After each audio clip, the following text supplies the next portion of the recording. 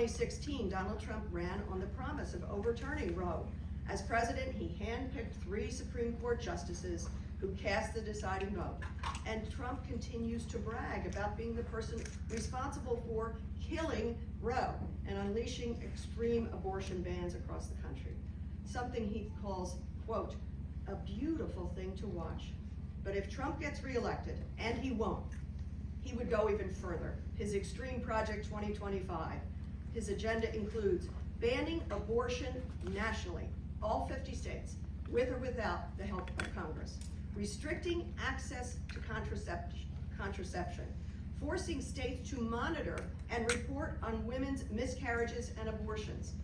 Can you think of anything darker or more chilling? It would give Trump complete control over women and our personal choices, but we can stop him. And the way to do that is to elect Vice President Kamala Harris as president.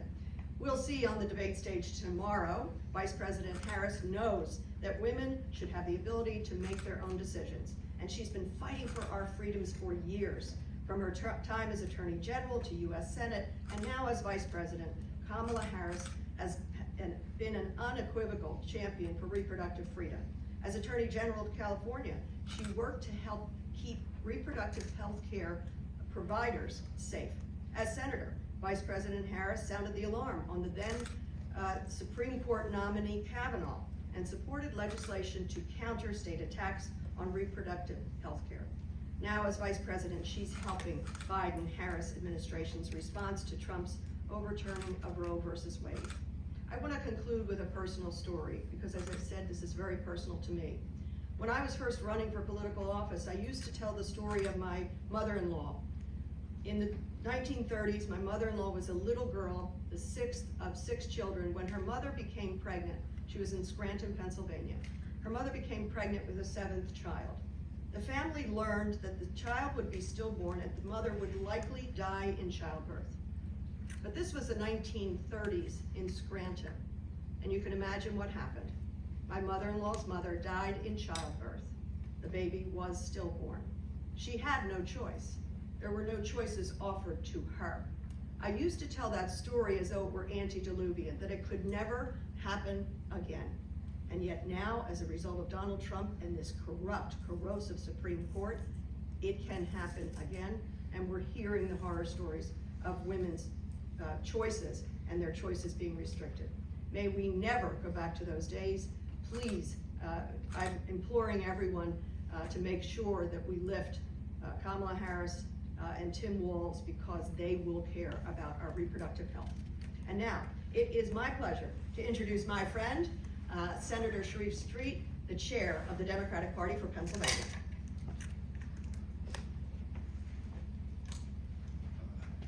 Thank you, Congresswoman Dean. We appreciate the work that you're doing, and we understand the magnitude of what's at stake in front of us. You know, Vice President Harris said it best, that Donald Trump is an unserious man, but the consequences of his presidency are so serious. You know, it seems like, I know for many of us, people stop me all the time and say, why won't he just go away? You know, and to those folks out there, look, it's not that simple. We have to do some work to get him to go away. I sometimes liken it to like America stepped into some orange toe fungus, and it just keeps coming back. That being said, the consequence, while we make light of him because he is an unserious person, the consequences are very serious. When we look at what he has proposed, there are serious implications there. One unserious moment with serious consequences that I'll point out was during the Republican National Convention, where J.D. Vance was sort of waxing on, trying to sound folksy, talking about his Meemaw, and how Meemaw had so many guns, loaded guns. She would leave a loaded gun in the drawer, and she would forget where it was. She would get another loaded gun, and she would leave it in the kitchen. She would get another loaded gun and leave it in the car, another in the barn, and so forth, and so forth. He said at some point, it seemed like she had lost 14 or 15 loaded guns, but she could always go down and get another one. And he talked about how he wanted to preserve the culture that allowed folks to have all these weapons and literally lose loaded weapons. Well, to J.D. Vance and to Donald Trump, that may seem folksy and fun. But in the Commonwealth of Pennsylvania, where people can buy firearms almost in an unfettered way, it's not so fun to people across, and it is not so fun. There was a child that found in North Philadelphia, where I represent, that found a loaded gun, and you all know the story, many of you. That child thought it was a toy, played with it, and killed a sibling. And now those parents have one child forever traumatized and another one dead, and that family will never be altered. For children who are at Columbine, who died and hid, those who both died and those who lived, they will never be the same. For the people that were trying to celebrate at the Pulse nightclub, where folks had loaded guns and unfettered access to firearms caused those people who were out for a night of fun, primarily targeting the LGBT community, it wasn't fun. For the people in Buffalo, where they walked in with a mass shooting and began to shoot up folks targeting African Americans, it wasn't fun. For the people at the Tree of Life Synagogue here in the Commonwealth of Pennsylvania, outside of Pittsburgh, where the largest act of Jewish hate ever happened, where folks used an AR-15 and they shot up and killed so many people, it wasn't fun. I'll tell you, to my staff folks, when a firearm went through the office, my district office, and people talked about it, it wasn't fun for the staff who had to return to work there. For many of my staff members who have lost, and constituents who have lost relatives to gun violence that happens on a day in and day out basis, it wasn't funny. It's not fun. And I will say, on a personal level, for a person who, as many of you out there know, on July 4th, 2021, when there was a mass shooting in West Philadelphia at 60th Street, where 105 shots fired out at a celebration of the birth of America, what more American event could there be? A block party where people were celebrating Salahuddin Mahmoud Lala, as we called him in the family, when our family lost Lala in a mass shooting, and 5 other people were shot. The guy did 10 shootings in Philadelphia that day, 105 shots fired in less than 2 minutes. Police were on site, but because he had a weapon of war, the police who were on site couldn't do anything to stop him because he fired over 105 shots in less than 2 minutes. And Lala is forever gone, and our family is forever altered. It's not funny, Donald Trump and J.D. Vance. And Donald Trump's first act in what he would do in the second term was to select J.D. Vance, who wanted to advance this at their very convention. Contrast that with Kamala Harris, who selected Governor Tim Walz, and Governor Walz, understanding the power of weapons, having served this country honorably for multiple decades, understood that holding weapons of war were not something that we needed in our community, and as a governor in Minnesota, he got rid of them. Kamala Harris has worked to get guns off the streets and to keep people safe as a district attorney. She's worked to keep people safe as an attorney general. She's worked as a vice president to pass some of the first comprehensive gun laws in decades, and she understands it and she gets it. And that while Donald Trump is an unserious person, the consequences of his presidency would be serious, and for many of us in communities that are impacted by gun violence, which is an expanding map of America, life and death. She selected Governor Walz because she wanted a person who understood the seriousness of carrying a weapon of war. She wanted a person who understood the seriousness of governing people. She wanted someone who understood what it was like, and our next speaker understands that as well. He also served this country honorably. He's also a governor that has the responsibility of keeping people safe. He's also a person who's had to respond to shootings and disasters. He is a person who has led with distinction, and I'm so honored that we have the governor with us today. I'm so honored that Governor Westmore has joined us, and he will join us now. I present to some and introduce to others the governor of Maryland, Westmore.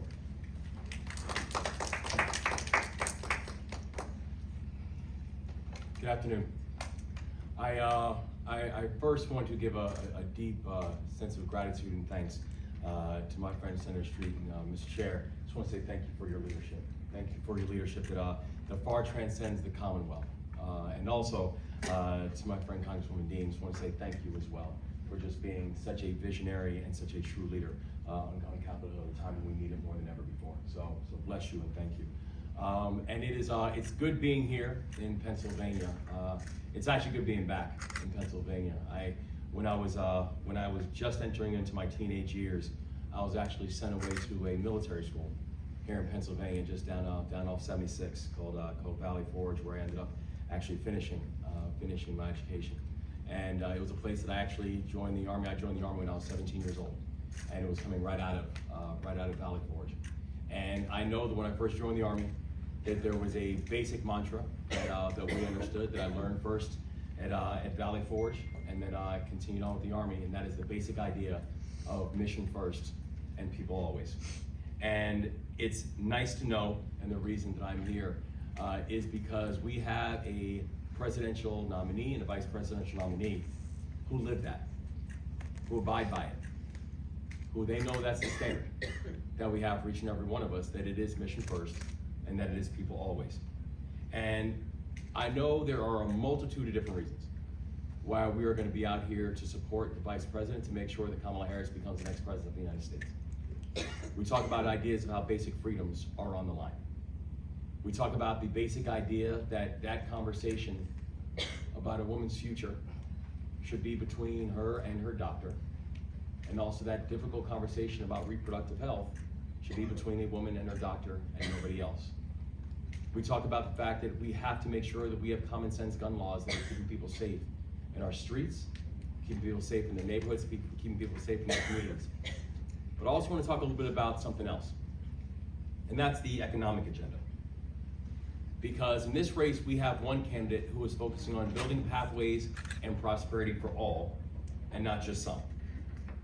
That in this race, we have a nominee who is focusing on making sure we are building pathways to work and wages and wealth for all in our communities and not just some. That in this race, we have a candidate who's creating a society where renters can be homeowners, and where we can actually have an opportunity for families to be able to own more than they owe, to be able to pass something off to their children besides debt. A candidate is actually focusing on wealth creation and making sure that that does not just become a punchline for some communities. Because when it comes to building economic prosperity for more people, the contrast that we are going to see tomorrow night is going to be very, very clear. And that's not based on speculation, that's not based on partisan talking points, that is exclusively based on facts, and that is exclusively based on the ideas that the candidates have already put out for themselves. Because with Vice President Harris, we see an economic plan, and with the former President Donald Trump, we see the Project 2025 agenda. Let's break down what both of those two things are showing us about what their vision for this country is. I'm here in Pennsylvania because the facts tell us that the decision that is going to be made here in the state of Pennsylvania is going to have a very direct impact on the people of my state as well. That so much of this election is going to run through a state that I spent much of my childhood in, and a place that is going to help to carry the banner about, are we going to defend our freedoms in this moment? Because the former president wants to undermine collective bargaining rights that have helped over 300,000 workers in the state of Maryland alone to be able to unionize. And the vice president, Kamala Harris, supports unions, and she stands with our workers. Always has, always will. That the former president wants us to roll back policies that guard against unfair appraisal values in historically redlined neighborhoods. And where historically redlined neighborhoods, and you look at unfair appraisal values, those have been some of the greatest wealth thefts that we have seen in our nation's history. Versus the Vice President, Kamala Harris, wants to prioritize housing as a way to help to narrow the racial wealth gap and to create new pathways to prosperity for everyone. Because if you can have an inclusive economy, you are going to have a growing economy. Economies prosper when more people are participating. And that's the vision the vice president has. That the former president wants to increase costs for families by around $4,000 a year by slapping a sales tax on things like gas and food and medicine. While the vice president, Kamala Harris, wants to lower the cost of living for American families by raising wages and by expanding the child tax credit. These are not partisan talking points. These are their words. These are their policies, and these are facts. That the former president has been clear when you look at Project 2025, that he will give tax breaks to billionaires in the hope that it trickles down. But the vice president, Kamala Harris, wants to use a tax policy to support our small business owners, to support our entrepreneurs, to support our MBEs and our WBEs, our women-owned businesses, so people can turn ideas into jobs and turn jobs into legacy-building prosperity. The former president wants to gut the Department of Education and funding for K-12 education. And the vice president wants to build an education system where we teach our kids how not just to be employees, but how to be employers. Knowing that the true baseline and platform for American growth and prosperity, it runs through our public schools. And our ability to have the kind of country where everyone has that chance to be able to grow and thrive, it means we must have the gold standard of public school systems in this country. So, I do want to be clear. The vice president will defeat Donald Trump in the debate tomorrow. She will be successful. And I don't think there is or should be any doubt about that. But more importantly, it's not just about her winning a debate. And frankly, it's not the fact that she's going to win a debate or election because the opponent is weak. It's because her policies are strong. It's because she has a vision and she has a set of values that's asking this country to be better. That's demanding and saying that everybody who is going to be involved is going to have their fingerprints on the future of this country. And it means making America great again. It means showing that America should be big enough for all of us to play our part. And the reason that I am so confident that she is going to do that is because I've seen her in action. You know, I know that when I was in the military, we learned a basic idea that I never learned anything about anybody in times of ease. If you ever want to learn anything about anybody, watch them when times were tough. Watch them when it was hard.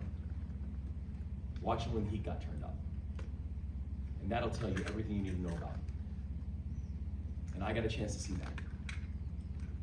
I got a chance to see that on the early mornings of March 26th when a ship that was the size of 3 football fields slammed into one of the most iconic bridges in our state. A bridge that is nearly 2 miles long, that was now collapsed at the bottom of the Patapsco River. I got a chance to see it when, in the early hours of that morning, we realized that 13% of my economy was now shut down. That thousands of workers now no longer had a job. And there were 6 individuals who were fixing potholes that night, who are now missing. And one of the first calls that I got started with 3 words. Gov, it's Kamala.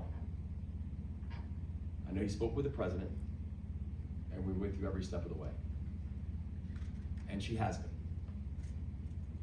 I cannot imagine having to lead or navigate that crisis with better partners than I had with President Biden and Vice President Harris. She's a fighter. She understands what it means to work together. She understands what it means to be mission first and people always. She understands what it means to leave no one behind.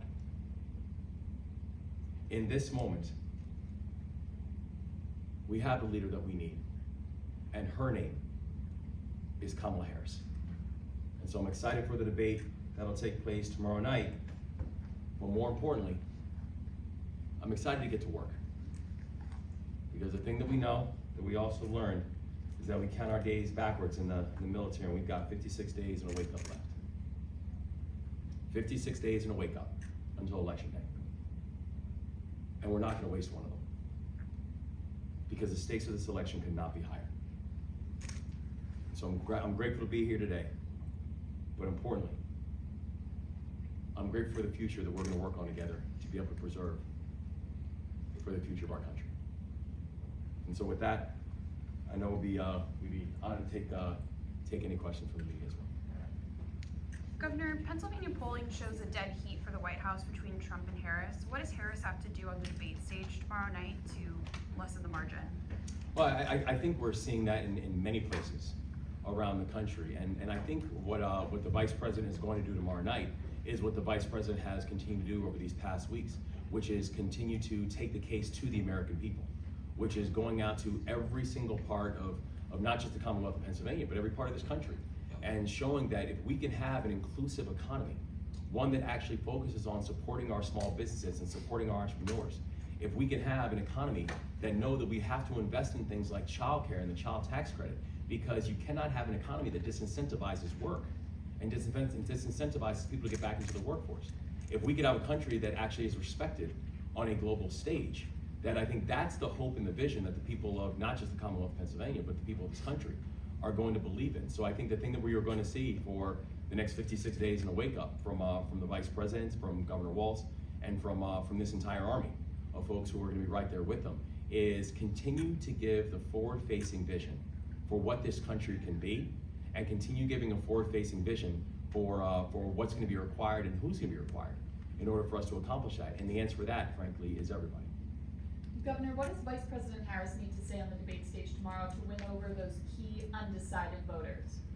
I think for many of the undecided voters, truthfully, it's not even just the voters who are trying to decide between the two candidates. It's the voters who are skeptical of the larger political system. It's the voters who we need to come out. Because in many ways, this election is not going to be determined on how people vote. This election will be determined by people who choose to vote and people who choose not to. And so I think the thing that she is going to be able to articulate and share is why it is so necessary for people to be a part of this process. That I think one of the greatest dangers that we have seen from the former president is it's causing so much noise and chaos that I think it's actually added to the level of skepticism that people feel about the system, that people feel about an ability to make things work for them and their families. And I think that the vision that the Vice President is going to articulate is one that says that even if people are skeptical, that we understand that.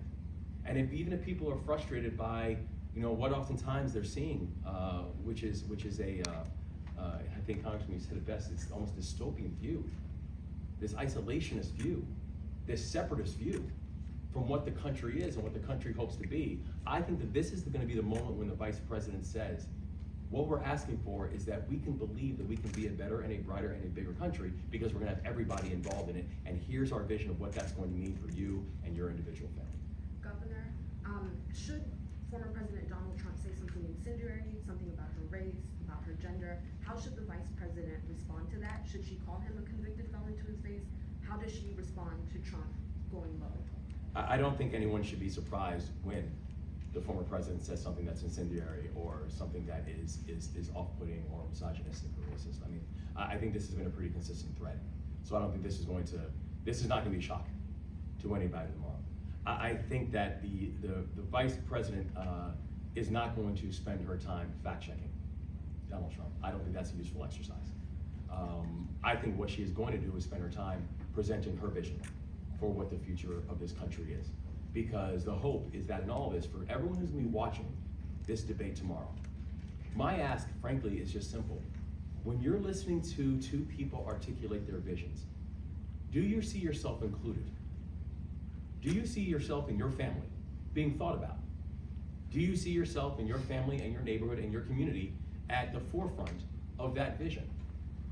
So while the former president will probably spend his time making truths and adding, trying to add gas to larger fires, I think people will see them and their families included in the vision that the Vice President is laying out, and that's why I feel confident that she's going to be able to bring people on board of her vision tomorrow night. Governor, hi, Ellie Novello with CBS News. So Republicans have criticized Vice President Harris for avoiding the press. Do you think she's making enough of an effort to talk to reporters? Do you think she should be doing more?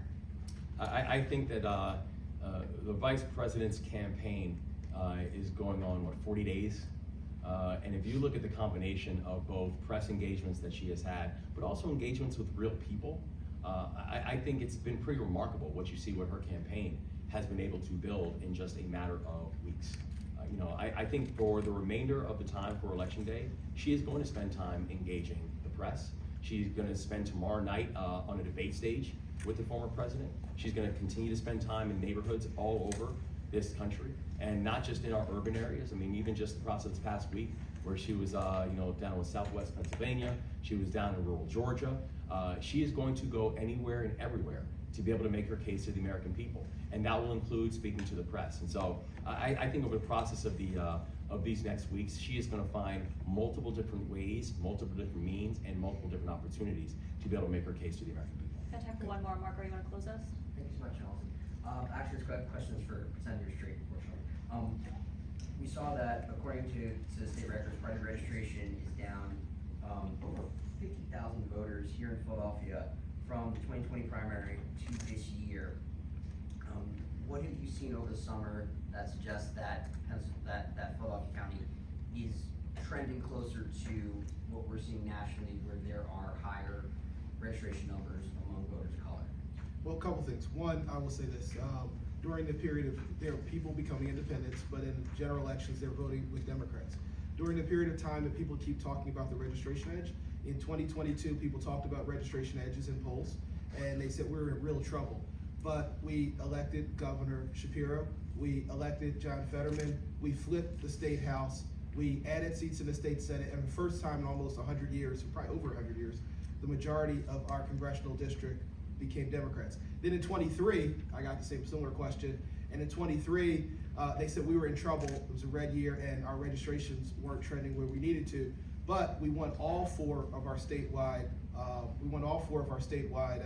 judicial races. We added seats. We added county commission seats that we had, and we defended all the places we needed to, and won school board races across the Commonwealth. And now in 2024, we're hearing it. So if the trend continues the way it's been, I'm okay with it. The fact that reality is Philadelphia has a significant independent voting population. The Republicans are now a third party in Philadelphia. We can't forget that, as Philadelphia City Council has 14 Democratic members, 2 Working Family Party members, and 1 Republican. So, but those working family independent voters who are registered independents in many cases, they are to the left of the Democratic Party, and I don't see them voting for Donald Trump, and I don't see them voting for McCormick. They're going to vote for Harris Wall's ticket, and they're going to vote for Bob Casey, because the independent voter in Philadelphia is left of the Democratic Party, not right. A question for Congresswoman Dean. Richard Chambers from Virgin Media News in Ireland. You brought your mandate for leadership 2025 with you. What message do you think it would send to the world from America if there is another Trump presidency, and if the Project 2025 agenda is enacted?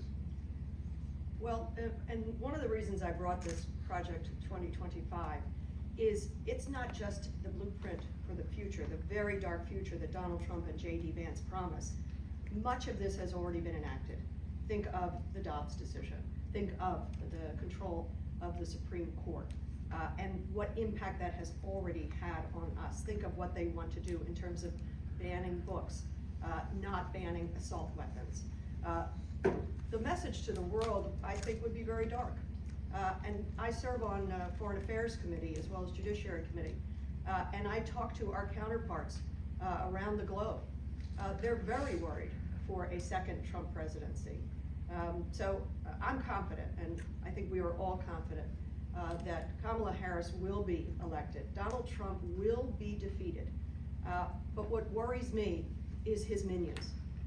And those, some of them are my very colleagues in Congress, how they are sowing the seeds of bigotry, of othering, of making sure they tear down faith in our institutions. Just as you see Mr. Trump now, he knows he's losing this election. And what is he doing? Back to his old playbook of time after time, when he fears he's losing, he's saying to people, if I lose, it's because they stole it from me. There's no evidence of that. So this would send a shudder through the world. World leaders are watching.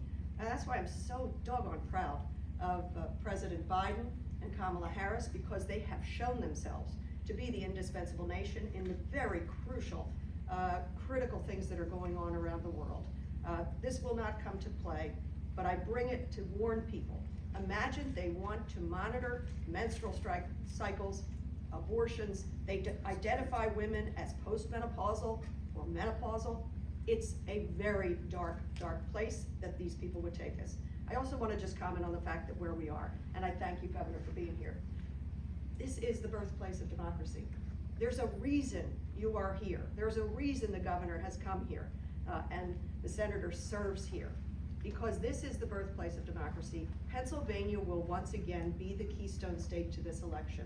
We were the keystone state historically because of our governmental strength, our economic strength, our political strength. Pennsylvania will be the one, again, that makes the difference and turns away from this darkness. The contrast couldn't be greater. A dark past that he wants to go back to, or a very bright future for everybody.